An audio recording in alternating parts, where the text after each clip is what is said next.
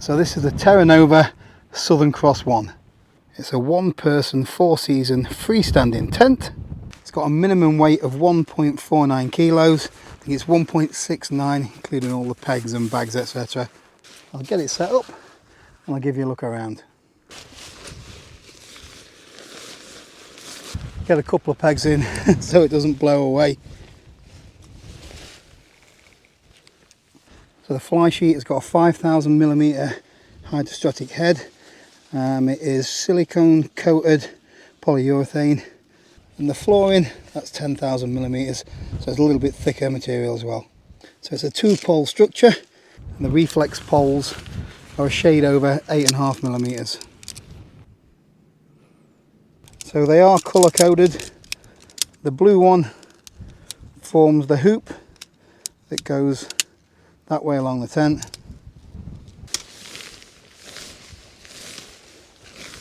And the ends just drop into these little eyelets here.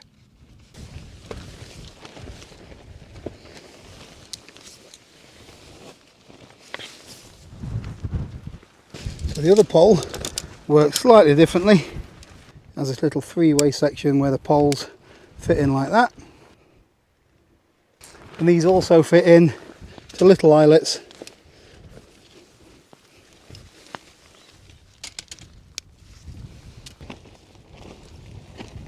And then there's these little clips which go onto the pole. I need to be careful it doesn't blow away. So these little things just clip all the way along this axis of the tent.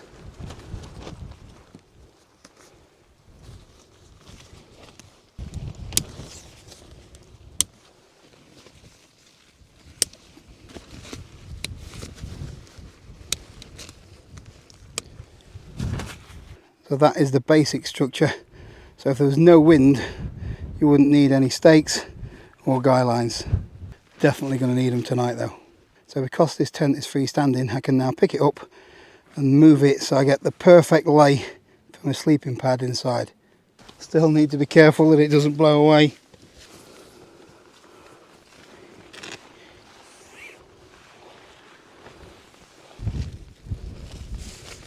So the zip's protected by this storm flap.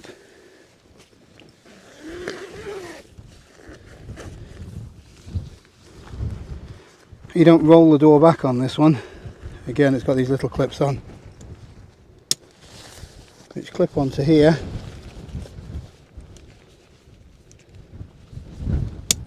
So it holds it in place, but if it's really windy, you don't want that door open for very long. So the tent comes with these little aluminium shepherd hook style pegs. I tend to use the same stakes on every tent though, so I've just swapped out for these.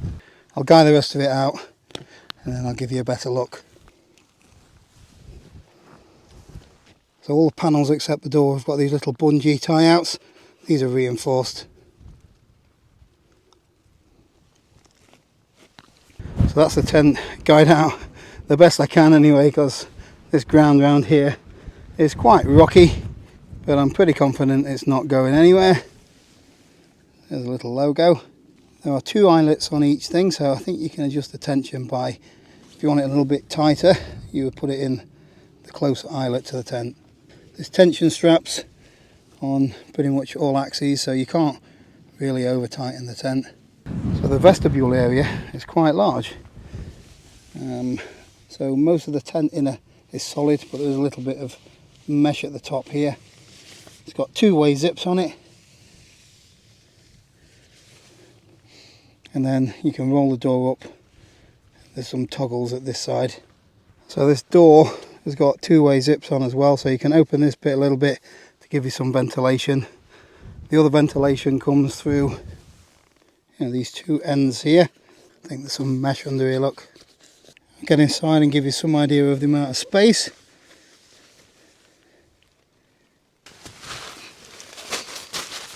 So as you can see, there isn't loads of headroom in this tent, but it's more designed for somewhere to pitch up in a small space. You can undo both ends to give you a little bit more ventilation. I reckon if you're over 6 foot though, it might be a little bit short for you. Now, there's 2 generous sized pockets here, storing your phone and stuff like that. And there's plenty of little loot for hanging a washing line or your lantern. So this tent ideal for somebody who wants something small, compact, easy to pitch and very robust. You can get a Southern Cross too if you want more space inside, but me personally I prefer the smaller compact versions of most tents, to be honest, but each to their own. So guy lines are Dyneema. They are reflective and they have a little line lock tensioners on them. As I've always found with Terra products, this is really well made. All the seams are taped, double stitching everywhere. So far I really like it, but I'll reserve final judgment on it after I've tested it quite a lot more, especially in challenging conditions. So final note, this isn't a cheap tent. It retails at the moment at 600 quid, which is a lot of money to shell out, but it is really well made and probably the going rate for this kind of tent.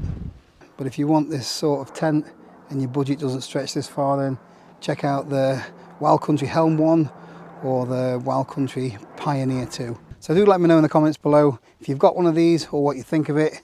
But that's it for this one. See you next time.